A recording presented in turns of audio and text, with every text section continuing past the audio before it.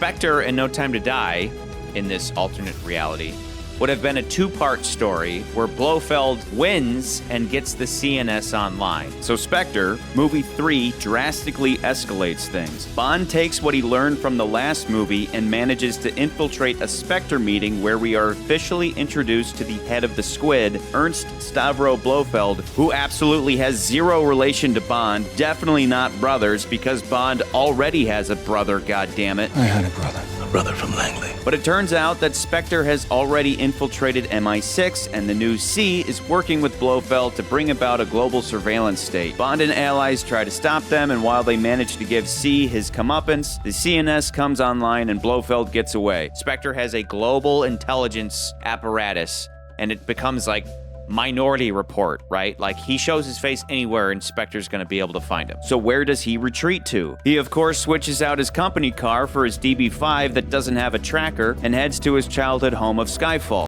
far off the beaten path where this new Eye of Sauron won't find him. For the first time ever, Bond has lost and has retreated with his tail between his legs, a la The Empire Strikes Back. Blofeld wins. The bad guy wins. We've never had that in a Bond movie. It ends on a downer note.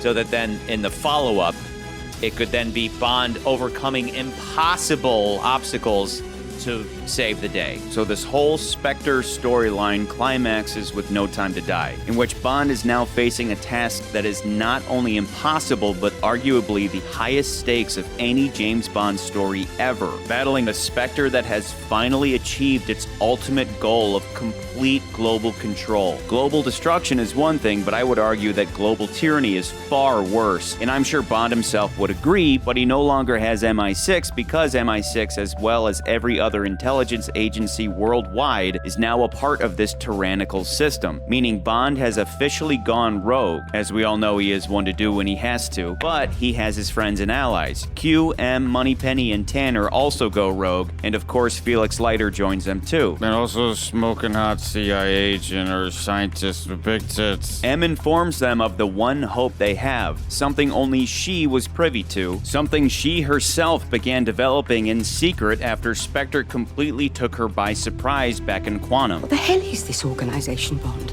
How can they be everywhere and we know nothing about them? A DNA targeting weapon that has been secretly developed at an MI6 black site. It's only a matter of time before Spectre gets their hands on it, but at the same time, they can use this technology to kill all of Spectre all at once. Now the title No Time to Die actually has some real meaning behind it, as our band of heroes have no choice but to act quickly to save humanity.